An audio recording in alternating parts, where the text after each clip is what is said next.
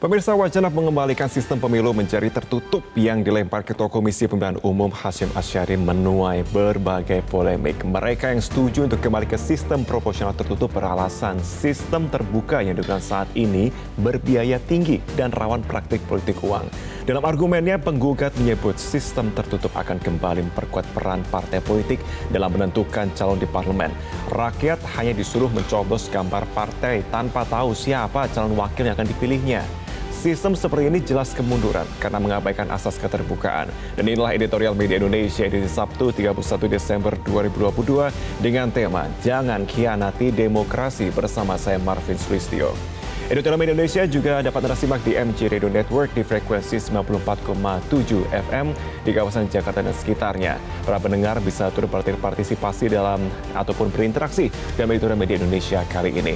Sampaikan pendapat Anda dengan berpartisipasi melalui telepon interaktif di nomor 0215839900. Dan pagi ini telah hadir bersama dengan saya anggota Dewan Redaksi Media Group Kania Sutia Sabinata. Selamat pagi Mbak Kania. Selamat pagi Marvin. Terima kasih sudah bergabung. Selalu semangat pasti kita membahas kali ini ya. Salam sehat. Iya, namun sebelum kita membahas tema editorial kita kali ini, pemirsa, kita simak semua informasi yang menjadi topik hangat di headline harian Media Indonesia kali ini. Baik, Mbak Kania, kita akan melihat dari headline yang pertama, yang menjadi sorotan pertama, yang kalau orang bilang akhirnya begitu.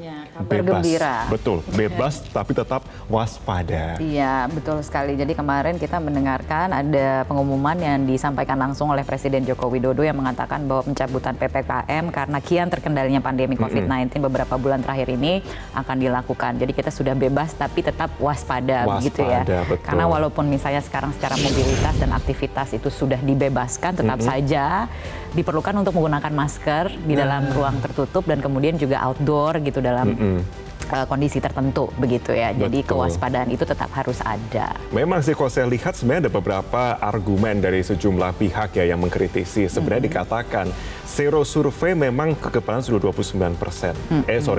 Kekebalan sudah 98% begitu. Tapi tingkat vaksinasi kita masih 29% untuk boosternya. Betul. Nah, pertanyaan terbesar di sini, kita waspadanya harus lebih dong ketika kemudian sudah dibebaskan ya. Iya, betul sekali. Jadi saya juga ingin mengutip apa yang disampaikan oleh Pak Menkes ya, Pak Budi Gunadi Sadikin. PPKM ini kan sebenarnya merupakan intervensi dari pemerintah untuk mengendalikan penularan COVID-19 dan dianggap sekarang pengendalian itu sudah sukses dilakukan. Namun tetap kalau yang katakan mengenai soal vaksinasi gitu ya, tingkat vaksinasi kita itu masih di 70% dan dikatakan bahwa pun penularan itu terjadi terutama pada orang-orang yang tidak melakukan vaksinasi begitu ya, vaksinasi dan juga booster. Nah, ini yang kemudian harus dikejar begitu karena lagi-lagi penularan itu rentan di antara mereka-mereka yang belum mendapatkan vaksinasi dan juga booster. Jangan sampai kemudian PPKM diperlakukan lagi dengan jauh lebih ketat lagi ke depannya, begitu ya. Oke, itu sorotan kita yang pertama. Yang kedua yang menjadi headline juga di sini, pemirsa, ada mengenai Perpu Ciptaker terbit karena mendesak. Ini menjadi sorotan bersama di sini tentunya dengan adanya ancaman stagflasi. Di sini pemerintah secepatnya memperbaiki Undang-Undang Cipta Kerja sekaligus menjalankan putusan MK. Makanya ini dinilai dikatakan bisa memfasilitasi semuanya begitu dengan diterbitkannya Perpu ini.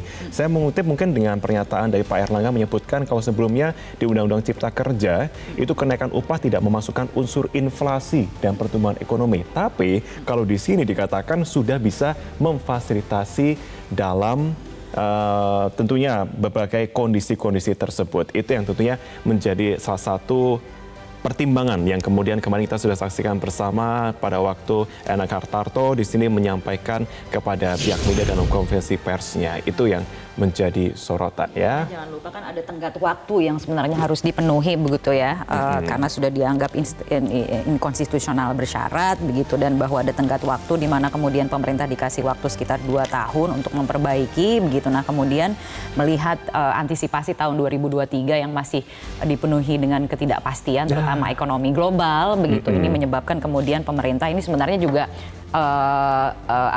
kabar mengejutkan di akhir tahun begitu ya. Perpu ini dikeluarkan untuk mengantisipasi keadaan yang mendesak di tahun 2023, apalagi kita juga akan menghadapi tahun pemilu begitu ya. Nah, itu juga kita lihat bagaimana juga untuk implementasinya juga di lapangan. Semua benar-benar bisa memfasilitasi bagi para pekerja yang selama ini berteriak bahwa mereka kok kami sepertinya tidak mendapatkan keadilan di sini ya dalam segi istilahnya gaji ataupun juga berbagai honor yang mereka dan terutama dapatkan. untuk kalangan pengusaha ya, karena kan Undang-Undang Cipta Kerja ini terutama untuk memberikan kepastian hukum gitu terhadap aktivitas di lingkungan usaha baik di dalam negeri maupun di luar negeri, dan dengan dikeluarkannya Perpud ini diharapkan bahwa kepastian hukum itu membuat terutama upaya dari pemerintah untuk misalnya menarik lebih banyak investasi dan lain sebagainya. Mengingat tahun depan itu kita ada kebutuhan tambahan ya 200 triliun dalam bentuk investasi. Dan jika tidak ada kepastian hukum, tentunya akan menyulitkan gitu bagi pemerintah. Oke, itu yang semoga kita harapkan bisa benar-benar berjalan begitu dan terfasilitasi dalam target-target ini. Selanjutnya juga menjadi headline juga yang menjadi perbincangan hangat selama beberapa hari terakhir, bahkannya juga mengenai proporsional terbuka ternyata masih yang terbaik. Ini berangkat dari pernyataan KPU Hasyim Asyari kemarin yang menuai berbagai polemik ya. Betul. Dan dikatakan malah pernyataan dari Ketua KPU ini offside begitu. Seharusnya tidak disampaikan oleh seorang Ketua KPU begitu ya. Dan ini juga disuarakan oleh berbagai pihak, baik dari parpol, kemudian juga ada dari Perludem yang mengatakan bahwa KPU itu harusnya bekerja dengan kepastian hukum. Jadi tidak bisa memprediksi gitu ya. Pemilu 2024 nanti menggunakan sistem proporsional terbuka atau tertutup. Padahal dalam undang-undang sudah jelas dikatakan bahwa akan menggunakan sistem proporsional terbuka. Jadi tidak bisa diproyeksikan begitu kata Perludem ya. Kemudian juga ada dari parpol gitu ya, dari Partai Nasdem, Sekjen Partai Nasdem misalnya Joni Plate menilai pernyataan tidak tepat dan melampaui kewenangan KPU yang sebenarnya hanya sebagai pelaksana undang-undang pemilu, yang artinya harusnya fokus ya pada sebagai pelaksana gitu. Betul, fokus saja pada pelaksana. Dan juga kok saya lihat di sini juga berdasarkan pernyataan dari Sekjen Partai Nasdem ya bahkannya ya. Dan Undang-Undang Nomor 7 Tahun 2017 tentang pemilu agar pemilu serentak 2024 itu bisa berjalan dengan baik. Sudah nggak usah kemana-mana tracknya, sesuai saja di sini. Itu yang akan kita bahas juga tentunya. Walaupun memang tidak menutup memang ada gugatan yang saat ini sedang berjalan di MK begitu. Memang sedang ada yang menggugat mewacanakan agar sistem proporsional terbuka ini dikembalikan ke sistem proporsional tertutup begitu ya. Tapi kan itu adalah hal lain gitu. Betul. Gitu. Tapi paling banyak juga kemudian mereka menyoroti atau sejumlah pihak menyoroti bahwa dengan adanya proporsional tertutup ini dinilai bisa mengkhianati demokrasi yang tengah berlangsung. Dan itu yang juga kita saksikan bersama yang tayangan editorial kami pemirsa dengan tema Jangan Khianati Demokrasi.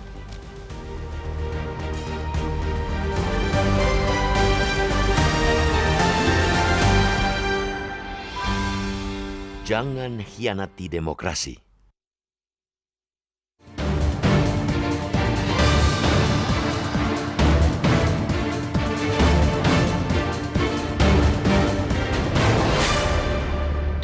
Indonesia merupakan salah satu negara yang menganut sistem pemerintahan demokrasi. Ciri utama sistem pemerintahan seperti ini adalah mensyaratkan keleluasan partisipasi politik bagi siapapun, baik individu maupun kelompok, secara otonom. Tanpa prasyarat ini, demokrasi hanya sebatas jargon. Berdasarkan prinsip inilah, pemilu dijalankan dengan berbagai perbaikan sistem pelaksanaannya. Tujuannya tidak lain untuk memperkuat kualitas demokrasi. Sebab, pemilu yang demokratis sejatinya bertujuan untuk mendapatkan pemimpin yang memperoleh legitimasi politik dari rakyat. Oleh karena itu, berbagai upaya dilakukan untuk memperbaiki sistem pemilu yang merupakan salah satu pilar demokrasi. Salah satunya adalah dengan mengubah sistemnya menjadi lebih terbuka, tidak lagi tertutup seperti era sebelum reformasi. Dengan sistem terbuka, rakyat jadi lebih leluasa menilai siapa calon yang akan dipilihnya, baik untuk legislatif, yudikatif, maupun eksekutif. Tidak lagi seperti membeli kucing dalam karung. Namun, menurut Ketua Komisi Pemilihan Umum, Hasyim Asyari, saat ini ada wacana untuk mengembalikan sistem pemilu kembali menjadi tertutup. Wacana ini, kata dia, sedang diproses di dalam sidang Mahkamah Konstitusi atau MK. Menurut Hasyim, bisa saja MK mengabulkan judicial review itu dan memutuskan sistem pemilu Indonesia kembali ke sistem proporsional tertutup. Hal inilah yang kini kemudian menimbulkan polemik, terutama di kalangan elit politik. Mereka yang setuju kembali ke sistem proporsional tertutup beralasan sistem terbuka yang digunakan saat ini berbiaya tinggi dan rawan praktik politik uang. Selain itu, dengan sistem tertutup akan kembali memperkuat peran parpol dalam menentukan calonnya di parlemen. Jadi, parpol yang akan menentukan siapa wakilnya yang akan duduk di parlemen. Rakyat hanya disuruh mencoblos gambar partai tanpa tahu siapa calon wakil yang akan dipilihnya. Sistem seperti ini jelas kemunduran, bahkan pengkhianatan bagi demokrasi karena mengabaikan asas keterbukaan. Lagi pula, sistem proporsional terbuka merupakan putusan MK yang ditetapkan pada 23 Desember 2008 yang menyatakan bahwa pasal 214 huruf A, B, C, D, dan E tidak mempunyai kekuatan hukum mengikat. Dengan begitu, MK menyatakan bahwa sistem pemilu yang digunakan adalah sistem suara terbanyak. Alasan adanya kemungkinan rawan praktek politik uang pada sistem proporsional terbuka juga tidak masuk akal.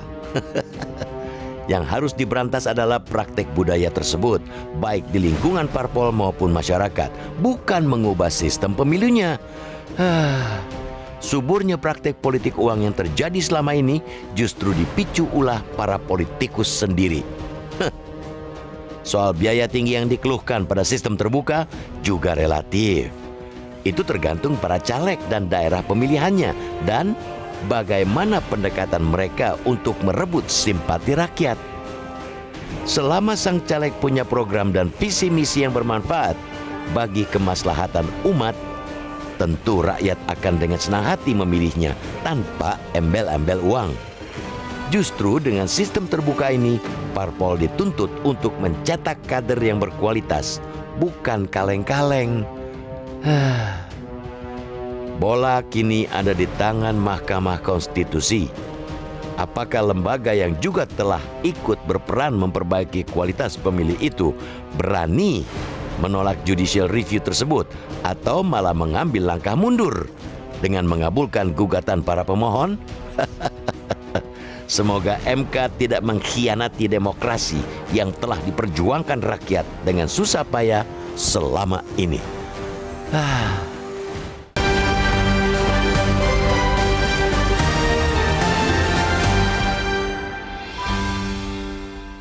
Oke, makanya kita bahas sedikit tadi mengenai sorotannya ya, jangan khianati demokrasi kita yang sudah berjalan sejak 2004 sampai dengan saat ini.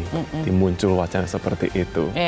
Kenapa kemudian Indonesia menyoroti sekali terkait dengan hal ini? Ya di balik tema ini lagi-lagi kita ingin menyoroti soal tujuan kita berdemokrasi gitu ya, mensyaratkan partisipasi politik seperti yang tadi juga sudah disampaikan gitu secara panjang lebar gitu dalam editorial, mensyaratkan partisipasi politik seluas-luasnya bagi individu maupun kelompok dan juga sebebas-bebasnya gitu, dimana salah satu pilarnya itu adalah pelaksanaan pemilu yang akan kita jelang di tahun 2024. Nah, untuk menjamin kualitas demokrasi memang sistem pelaksanaan pemilu ini atau sistem pemilu di Indonesia ini sudah mengalami sejumlah perbaikan sampai dengan kita menemukan sekarang yang ada dalam undang-undang pemilu dan yang sudah dinyatakan sebagai yang terbaik begitu.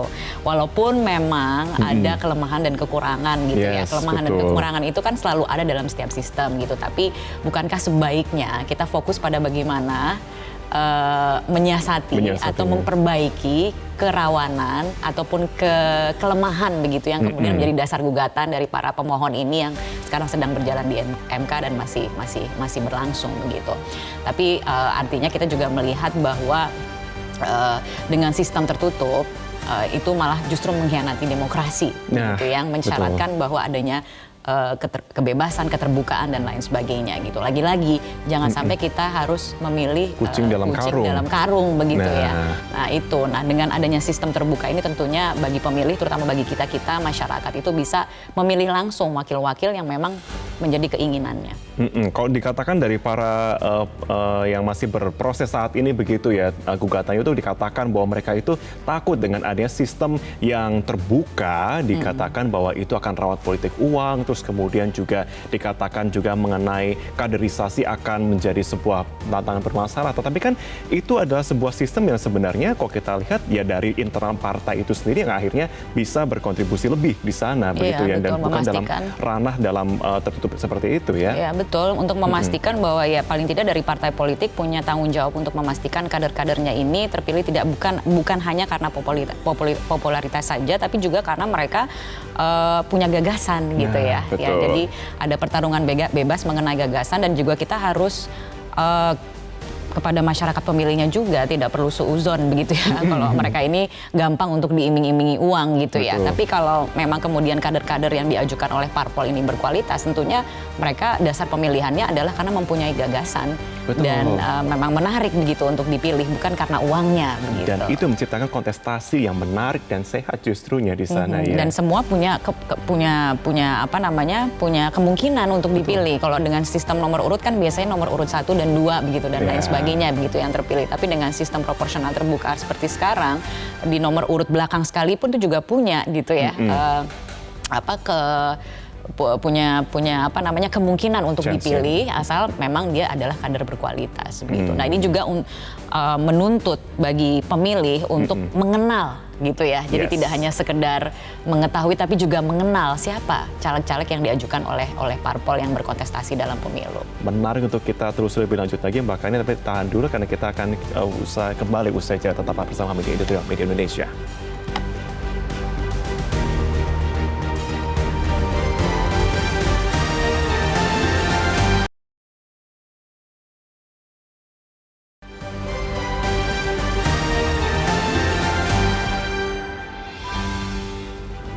Ada kembali di Media Indonesia, pemirsa. Oke, kucing dalam karung begitu itu yang menjadi perhatian banyak sekali Mbak Kania di sini ya. Tetapi kalau tadi kita sempat berbincang sedikit ya, katakanlah kita sebagai masyarakat awam ketika memilih sosok atau kita sudah terbiasa sejak tahun 2004, pasti kita akan memilihnya. Kalau saya pribadi, saya akan memilihnya siapa caleg yang menurut saya sudah saya kenal dan saya tuh rekam jejaknya dan bagaimana kemudian memang ia terkenal di kalangannya, di lingkungannya, dia memiliki atribusi yang baik di sana. Begitu. Artinya ini akan menjadi tantangan tersendiri lagi ketika kemudian wacana itu muncul, kemudian muncul juga adanya keriuhan-keriuhan di belakangnya, akan tentunya mengganggu di sana. Jadi pertanyaannya adalah bagaimana konsekuensinya begitu ya? Itu. Bagaimana konsekuensinya jika memang kembali lagi ke sistem tertutup begitu ya? Itu yang sebenarnya perlu kita tanyakan juga gitu kepada pihak yang mungkin lebih paham begitu ya. Artinya memang kan seperti yang juga ada salah satu artikel yang sudah tadi kita bahas itu ya, yang di dalam artikel tersebut menyatakan ada wawancara dengan Direktur Eksekutif Perkumpulan untuk Pemilu dan Demokrasi Perludem yang mengatakan bahwa sebenarnya pun MK itu tidak berwenang untuk memutus sistem mana yang akan digunakan, tapi lebih kepada prinsip-prinsipnya. Nah, menerjemahkan prinsip-prinsip tersebut, apakah kemudian perlu dibahas kembali di DPR begitu misalnya, karena ini terkait dengan undang-undang pemilunya begitu ya. Nah, ini kan konsekuensi panjangnya itu yang kemudian harus dipertimbangkan juga begitu ya, mengingat bahwa sekarang ini kita sudah memasuki tahapan pemilu gitu. Nah, konsekuensinya akan seperti apa?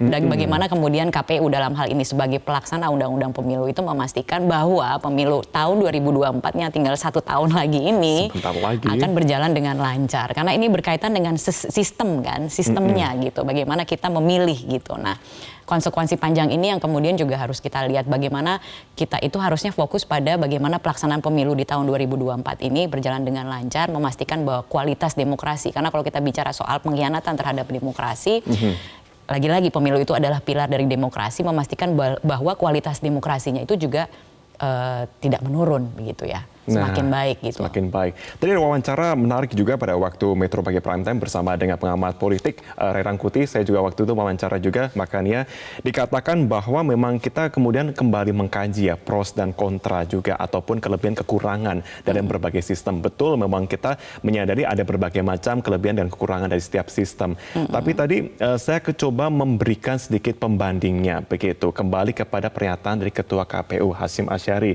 yang menyatakan sebenarnya keuntungan yang paling nampak ketika dikatakan proporsional tertutup itu misalkan dalam segi teknis desain kertas lebih simpel, lebih murah dan juga bisa lebih menghemat sistem begitu ya di sini. Tapi kemudian Bang Rey pada waktu itu tadi pagi menyatakan bahwa ya kita tidak bisa menukarkan teknis yang bisa dikatakan sangat simpel itu dengan demokrasi kita yang sudah berjalan dan saat ini dinilai lebih baik. Ya artinya kembali menciderai lagi dong. Kita mundur lagi dong ke belakang. Betul. Sementara kan kita mau maju ke depan begitu ya, jangan mundur begitu ya. Betul sih, saya setuju sih dengan Bang Rey gitu yang mengatakan bahwa sebenarnya alasan simple gitu ya. Lagi-lagi ya kita mengingatkan bahwa dengan sistem tertutup artinya pemilih nanti hanya akan memilih parpolnya saja. Jadi hanya logo parpol begitu ya. Tanpa mengetahui siapa sebenarnya yang akan kita pilih begitu. Karena itu dikembalikan lagi kewenangannya kepada parpol untuk menentukan wakil-wakil yang nanti akan ditempatkan di legislatif begitu. Nah, kalau kita bicara soal simple, itu kan jelas-jelas ya agak menyalahi gitu ya demokrasi, karena demokrasi itu menuntut adanya keterbukaan begitu ya. Bagaimana pemilih juga bisa memastikan bahwa siapapun yang akan kita pilih ini adalah pilihan kita gitu. Kita bukan memilih parpolnya, tapi kita memilih calegnya. Dan memang menuntut kita untuk menjadi lebih pintar begitu ya untuk mengenali, mengetahui rekam jejak. Walaupun kemudian juga ada yang mengatakan bahwa tidak semua kader itu punya kewenangan legislasi, bukan kewenangan, maksudnya kemampuan legislasi, karena memang dibutuhkan kemampuan seperti itu. Nah, ini dikembalikan lagi kepada parpol untuk memastikan kader-kadernya ini juga punya kemampuan itu untuk legislasi ketika terpilih dan masuk ke DPR gitu. Oke, nah makanya kita saat ini sudah terhubung juga bersama narasumber kita pada pagi hari ini melalui sambungan telepon Direktur Eksekutif Perkumpulan untuk Pemilu dan Demokrasi atau Perludem, Khoirunisa Nur Agustiati. Mbak Ninis, selamat pagi, sudah bergabung bersama kami. Selamat pagi, Mas. Oke, Mbak Ninis, terima kasih sudah bergabung bersama dengan kami. Mbak Ninis, di tengah masih rendahnya kepuasan dan apatisme publik ke partai politik, katanya etis tidak sih Ketua KPU melempar wacana pemilu sistem proporsional tertutup? Ya, saya rasa memang tidak pas ya, karena KPU itu kan bekerjanya berkepastian hukum. Nah, dalam situasi hari ini yang pasti itu yang disebutkan dalam undang-undang pemilu kita adalah menggunakan sistem pemilu proporsional terbuka. Di satu sisi memang sedang ada proses uji materi ya memang di Mahkamah Konstitusi mengenai sistem pemilu ini, tapi itu kan proses yang lain begitu ya. Jadi bahwa nanti misalnya putusan MK berbeda atau putusan Mahkamah Konstitusi itu lain, ya itu urusan yang nanti begitu. Tapi yang namanya penyelenggara pemilu KPU ya bekerjanya kan ya harus pasti gitu ya, tidak bisa berproyeksi, karena kan salah satu prinsip penyelenggaraan pemilu itu kan predictable prosedurnya harus bisa diprediksi, dan saat ini yang existing kan sistem pemilu proporsional terbuka gitu ya. Jadi akhirnya kan muncul spekulasi nih gitu ya, misalnya apakah mendahului putusan Mahkamah Konstitusi gitu ya, lalu juga ada spekulasi-spekulasi yang lain gitu. Jadi memang sebetulnya rasanya tidak pas kalau KPU mengeluarkan statement seperti itu ya, karena tadi ini proses yang sedang berjalan di Mahkamah Konstitusi dan yang tadi undang-undang yang saat ini existing menyebutkan bahwa ini sistem pemilu proporsional terbuka gitu ya. Dan kalau kemudian bahwa tadi saya sempat menyimak bahwa memang ada keuntungan dan kerugian, nah itu kan seharusnya dibahas saat misalnya revisi undang-undang pemilu gitu ya. Jadi tidak dibahasnya di luar misalnya ada revisi undang-undang pemilu, karena akhirnya jadi menjadi polemik seperti yang terjadi saat ini, kira-kira gitu, Mas. Oke, Mbak Ninis, mungkin saya akan berangkat juga mengenai gugatan yang saat ini sudah mulai beredar juga ya. Isi gugatannya itu banyak menyoal mengenai teknis, mahalnya ongkos politik, potensi maraknya praktik bagi uang, kompleksnya sistem pemilu proporsional terbuka. Kalau menurut Anda substantifkah poin-poin tersebut hingga akhirnya kita harus mengorbankan demokrasi dalam memilih? Nah, sebetulnya kalau kita bicara sistem pemilu proporsional terbuka atau tertutup, masing-masing kan memang ada kekurangan dan kelebihan. Kita memilih sekarang mana yang cocok untuk kita gitu ya, karena kalau diperdebatkan secara substansinya terus nggak akan ketemu nih mau proporsional terbuka atau proporsional tertutup. Kalau kita melihat misalnya saat membahas undang-undang pemilu, hal ini pun juga menjadi salah satu pasal yang sulit sekali mendapatkan kata sepakat di antara fraksi-fraksi yang ada di DPR gitu ya, karena masing-masing sudah punya hitungannya sendiri, punya kalkulasinya sendiri gitu ya. Kalau misalnya memilih proporsional terbuka, kira-kira nanti potensi perolehan kursinya berapa, kalau tertutup nanti potensi perolehan kursinya berapa. Nah, argumentasi misalnya terkait dengan kelebihan sistem pemilu proporsional tertutup juga tidak bisa dikatakan itu salah. Nah, tapi kemudian dalam hal gugatan ke Mahkamah Konstitusi, kalau menurut saya MK tidak bisa memutuskan gitu ya, nanti kita menggunakan sistem pemilu yang mana yang bisa menjadi pertimbangannya mahkamah. Kalau menurut saya adalah MK membuat rambu-rambunya seperti apa, konsistensinya seperti apa. Kalau misalnya sekarang kita menggunakan sistem pemilu proporsional terbuka, ada tantangan misalnya tadi dari sisi kompleksitas. Nah, kompleksitas itu muncul kan kalau menurut saya bukan karena sistem proporsional terbukanya, tetapi karena kita menggabungkan pemilu ini tuh 5 jenis pemilu dalam satu hari yang sama. Kita ada Pilpres, ada DPR, DPRD provinsi, DPRD kabupaten kota, DPD dalam satu hari yang sama sehingga pemilih itu mendapatkan 5 jenis surat suara yang berbeda. Lalu kemudian daerah pemilihannya pun besar-besar. Besar-besar itu dalam artian setiap caleg itu bisa mencalonkan memberikan daftar calonnya kan sampai 10 orang per daerah pemilihan gitu ya. Jadi bisa dibayangkan kalau sekarang ada 18 partai politik dikali 10 dalam satu surat suara bisa ada 180 orang, itu misalnya baru untuk DPR saja. Belum lagi untuk DPR di provinsi, DPR di kabupaten kota. Jadi kompleksitas itu karena penggabungan pemilunya yang semua dalam satu hari yang sama, lalu tadi daerah pemilihannya besar-besar, jadi salah satu dampaknya tadi gitu ya, misalnya pemilih jadi harus memilih lebih banyak, kesulitan menilai mana caleg-caleg yang mau dia pilihnya. Tapi kalau menurut saya permasalahannya bukan pada pilihan sistem proporsional terbukanya gitu.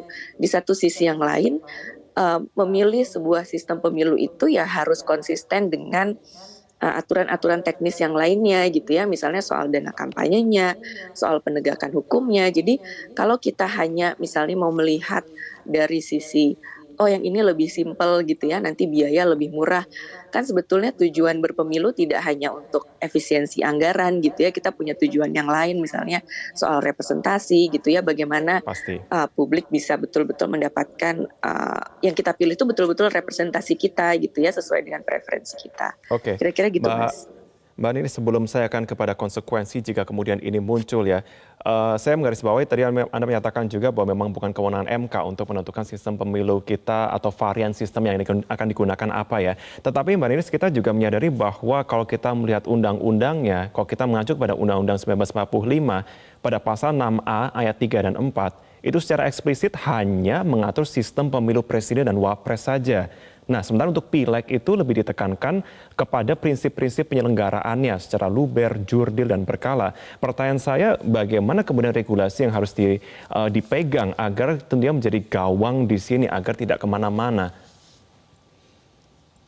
Ya, pertama memang harus ada konsistensi pengaturan gitu ya. Jadi yang disebutkan dalam Undang-Undang Dasar kan memang tadi hanya mengatur misalnya pemilihan presiden secara langsung gitu ya. Tidak ya, karena tadi pilihan variabel sistem pemilu ini terkait metode pemberian suara ini memang menjadi kewenangannya pembuat undang-undang. Nah, selama ini kita memang menggunakan sistem pemilu proporsional terbuka, tapi aturan-aturan yang lainnya tidak mungkin belum sebangun dengan sistem pemilu proporsional terbuka itu. Misalnya begini, ada keluhan bahwa dengan sistem pemilu proporsional terbuka caleg itu tetap rebutan tuh mau ditempatkan di nomor urut berapa gitu ya, karena ada anggapan kalau nomor urutnya kecil, nomor urut 1 potensi dipilihnya lebih tinggi. Nah, ini yang tadi saya bilang salah satu contohnya tidak sejalan dengan sistem proporsional terbuka. Karena sebetulnya dalam sistem proporsional terbuka harusnya nomor urut itu kan tidak jadi satu hal lagi gitu ya, karena pemilih kan bisa memilih langsung siapa caleg yang mau dia pilih gitu. Nah, lalu misalnya tadi ya soal dana kampanye dalam pemilihan sistem dalam pemilu kita gitu ya. Kita menggunakan sistem proporsional terbuka, tapi yang melaporkan dana kampanye itu partai, padahal yang berkampanye adalah caleg. Nah, menurut saya aturan-aturan seperti ini yang harusnya konsisten gitu ya, dengan pilihan variabel sistem kita. Misalnya soal ada keluhan money politics gitu ya, misalnya ada vote buying yang terjadi di lapangan. Nah, selama ini sulit sekali bisa menjerat pelaku politik uang karena ya tadi ya calonnya banyak dan lain sebagainya, karena memang penegakan hukum kita nggak ke arah sana gitu. Nah, yang bisa dilakukan Mahkamah Konstitusi dalam membuat rambu-rambunya adalah ya tadi rambu-rambu dalam konstitusi kita kan asas pemilu luber jurdil itu kan langsung, umum, bebas rahasia, jujur dan adil. Nah, untuk hal yang sangat teknis dalam memilih varian sistem pemilu yang mana itu menjadi ranahnya pembuat undang-undang begitu ya. Jadi kalau memang ada keinginan untuk mengubah metode pemberian suara ini, ya harus melalui sebuah revisi undang-undang pemilu, tidak bisa langsung tidak bisa ke Mahkamah Konstitusi, karena dia menurut saya MK hanya bisa memberikan rambu-rambunya saja, tapi tidak bisa sampai memutuskan teknis sekali menggunakan sistem pemilu yang mana. Sama seperti misalnya waktu itu pernah ada uji materi terkait dengan keserentakan pemilu gitu. Ya MK hanya memberikan rambu-rambunya saja. MK hanya memberikan varian-variannya saja gitu ya. Ada 6 varian, tinggal silahkan dipilih yang mana. Tapi tidak bisa menentukan bahwa ini loh yang harus dipilih gitu, karena kalau misalnya dibilang, karena kita juga tidak bisa bilang bahwa sistem pemilu proporsional terbuka itu inkonstitusional gitu ya. Di beberapa waktu yang lalu sudah pernah ada juga putusan Mahkamah Konstitusi yang menegaskan untuk menggunakan sistem pemilu proporsional terbuka. Baik, Mbak Denis terima kasih. Direktur Eksekutif Perkumpulan untuk Pemilu dan Demokrasi atau Perludem Korinisa Nur Agustiati. Mbak Denis terima kasih sudah bergabung bersama kami. Terima kasih. Baik pemirsa, kami akan kembali usai jeda, tetaplah bersama kami.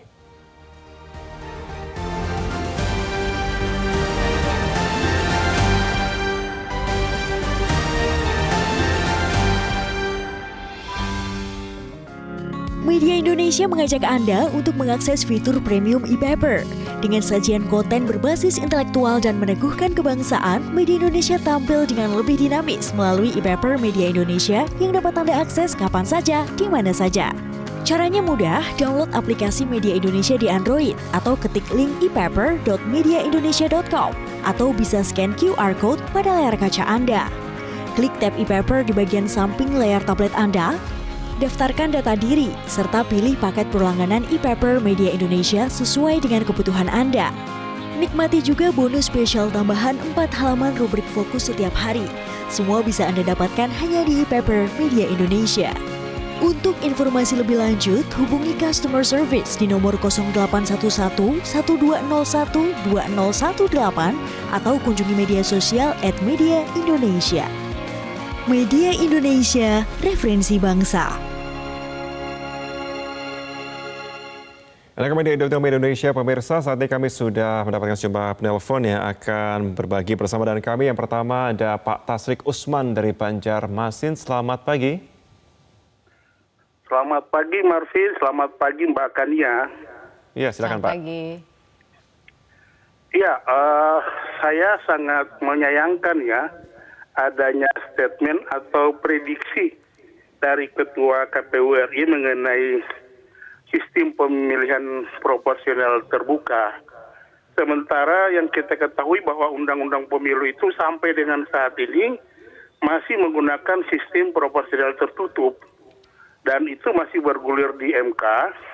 Kita ketahui bahwa judicial review tentang hal ini juga pernah terjadi di tahun 2008 dan itu ditolak MK. Jadi saya menyarankan kepada Ketua KPU untuk fokus pada tahapan-tahapan pemilunya. Kalau dia bicara tentang yang belum tentu itu terjadi atau belum ada ketentuan undang-undangnya, maka menurut saya itu offside ya. Yang kedua, bahwa kita ketahui bahwa sistem proporsional tertutup dan terbuka memang kita ketahui ada untung, ada lebih, ada kurangnya ya. Tetapi kan persoalannya kalau kita sudah masuk ke proporsional tertutup sudah beberapa kali pemilu, hal-hal ini aja yang diperbaiki. Misalnya, setiap partai itu menyiapkan kader-kader yang akan dicalonkan, itu memang benar-benar dibekali supaya mereka menjadi anggota DPR itu memang benar-benar mempunyai kemampuan. Jangan sampai nanti ada kader-kader yang dicalonkan hanya karena beberapa waktu menjelang pemilu, hanya mengandalkan katakan mempunyai fasilitas atau mempunyai keuangan, kemudian mereka terpilih sehingga mereka tidak bisa melaksanakan tugas dengan baik menjadi anggota DPR. Jadi itu saja, terima kasih. Baik, terima kasih Pak Tasrik untuk pandangannya. Dan selanjutnya saya bergabung bersama penelpon kita yang kedua ada Ibu Ong Mei Hua dari Pejaten, Jakarta. Selamat pagi Ibu. Selamat pagi Bang Marvin, Mbak Tania. Assalamualaikum warahmatullahi wabarakatuh. Waalaikumsalam warahmatullahi wabarakatuh. Jadi Ketua KPU membuat statement profesional tertutup yang pemilu tahun lalu. Sebetulnya profesional terbuka, undang-undangnya kan memang begitu. Kalau tertutup itu menyesatkan pemilih. Lalu kita hanya milih partainya. Kita tidak tahu yang akan kita pilih di yudikatif dan eksekutif. Nah sekarang membuat gaduh. Mudah-mudahan nanti MK tidak memutuskan pemilu terbuka. Memang biaya pemilu itu memang besar, Bang Marvin. Yeah. Semua pelaksana itu memerlukan biaya, tidak memerlukan biaya, tetapi di dalam pemilu yang 5 tahun yang akan kita datang, kenapa Ketua KPU membuat statement membuat bingung masyarakat, terutama nanti masyarakat bawah, kalau sampai memilih logo partai, tidak memilih orangnya, bagaimana untuk mendapatkan anggota DPR dan DPRD yang kita pilih. Dan kita kalau umpamanya dengan foto, dengan partai, logo, kita kan tahu partai mana yang banyak korupsi, tidak akan kita pilih, Bang. Okay. Tapi kalau kita terbuka, kita akan tahu, oh partai ini. Kita jangan pilih kalau memang itu partainya banyak yang korupsi. Semoga nanti pemilu tidak menyesatkan masyarakat, tidak seperti membeli kucing dalam karung, Bang. Kita akan menyesal nanti 5 tahun kemudian. Semoga pemilu berjalan lancar, tidak ada money politik. Gitu aja. Assalamualaikum warahmatullahi wabarakatuh. Assalamualaikum warahmatullahi wabarakatuh. Terima kasih Bu Ong Mei Hua untuk pandangannya. Selanjutnya saya bergabung bersama dengan Pak Undo Sritonga dari Bekasi. Silakan.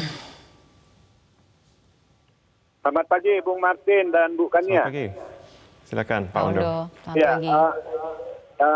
Pagi. MK itu sudah memutuskan di tahun 2008 untuk pemilu terbuka dan sudah berjalan 2 kali kalau nggak salah. Dan itu bagus ya. Nah sekarang kalau ada judicial review untuk tertutup, ini saya kira kita mencoba mundur kembali nih. Kita tidak akan nyampe-nyampe ke pintu gerbang demokrasi. Sistem proporsional terbuka itu sudah bagus. Kalau siapa yang akan kita pilih kita tahu. Kalau tertutup kita beli kucing dalam karung. Soal politik uang bukannya, itu jadi alasan aja. Karena pada soal saat tertutup, saya juga yakin bahwa caleg yang ingin dapat nomor urut jadi, itu nomor urut jadi kan yang akan ditentukan oleh partai. Kalau nomor urutnya kecil, itu besar biayanya, itu beli loh. Saya pernah dengar itu, caleg itu beli supaya dapat nomor urut kecil. Jadi sama aja juga bisa jadi terjadi di situ politik uang.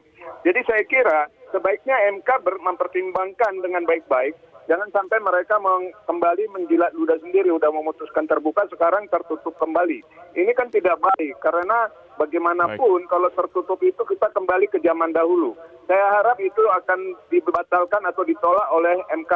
Saya tidak mau beli kucing dalam karung, saya maunya beli ikan dalam akuarium. Jadi jelas saya bisa lihat nih yang bagus, yang mana, yang berkualitas, yang mana. Kalau begitu saya milih. Tapi kalau terjadi tertutup, saya menjadi tidak akan melakukan pemilihan dan hati-hati banyak yang golput nantinya. Terima kasih.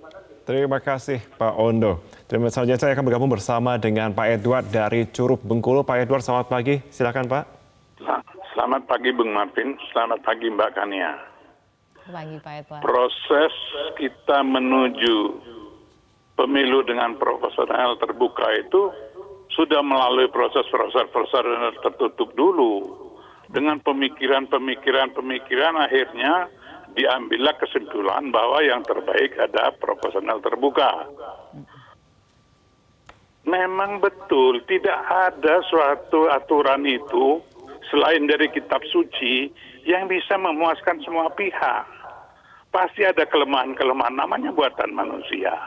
Nah, kelemahan-kelemahannya diatasilah dengan aturan-aturan turunan. Itu yang pertama. Yang kedua, saya sesalkan ini ketua KPU ini. Pertimbangannya lebih efisiensi, lebih apa. Kalau memang pertimbangannya itu, kita jangan demokrasi, otoriter saja kita. Nggak perlu kita pemilu ngapa, tinggal tunjuk presiden, pilih presiden tunjuk semuanya. Saya minta ini mengundurkan diri nih ketua KPU ini, nggak beres orangnya ini. Pola pikirnya nggak beres ini. Orang negara sudah aman-aman, soal kalau judicial review itu silakan, itu kan memang ada aturan hukumnya, silakan. Tetapi saya berharap MK juga berpikiran jernih untuk mencapai profesional terbuka ini. Kita sudah menjalani proses-proses panjang, baru menentukan profesional terbuka. Terima kasih. Terima kasih Pak Edward dari Curug Bengkulu sudah menyampaikan pandangannya. Baik, pemirsa dan juga Mbak Kani, kita akan bahas usai jeda terkait juga dan bagaimana pandangan ini. Kita akan jeda, tetaplah bersama kami di Metro TV.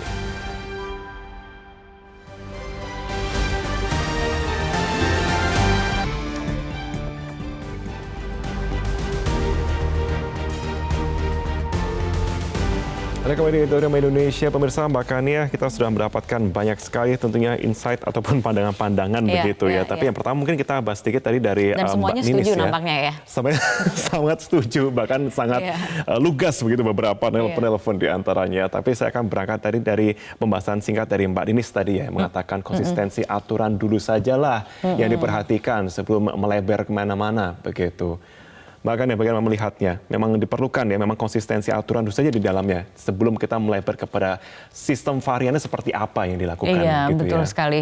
Tapi kalau boleh juga ini menyambung dengan apa yang disampaikan oleh para penelpon yang semuanya sepertinya menyimak gitu dan memahami betul begitu mengapa kemudian kita sampai pada sistem proporsional terbuka dalam undang-undang pemilu yang sekarang, bahwa ada gugatan untuk kembali lagi ke sistem yang lama. Nampaknya semua juga menyadari apa konsekuensinya. Bahkan tadi kan dari Pak Ondo mengatakan ia menginginkan untuk membeli ikan dalam akuarium gitu ya, bukan jelas, membeli memang bukan kucing dalam karung. Bukan kucing dalam karung begitu ya. Dan bahwa ada juga yang mengatakan ini kan sebenarnya proses panjang gitu ya. Ini kita sudah berproses, sudah mengalami beberapa kali pemilu gitu, dan kita memutuskan kemudian untuk memilih sistem proporsional terbuka sebagai yang terbaik dengan sejumlah perbaikan tentunya. Nah, ini yang kemudian disoroti oleh Mbak Ninis begitu. Memang fokusnya itu hanya fokusnya harusnya pada konsistensi dari aturan-aturan turunannya seperti yang tadi disampaikan oleh Pak Edward begitu. Misalnya tadi kan yang sempat disebut soal aturan mengenai dana pelaporan dana kampanye begitu, dan kemudian juga ada soal penegakan hukum, yang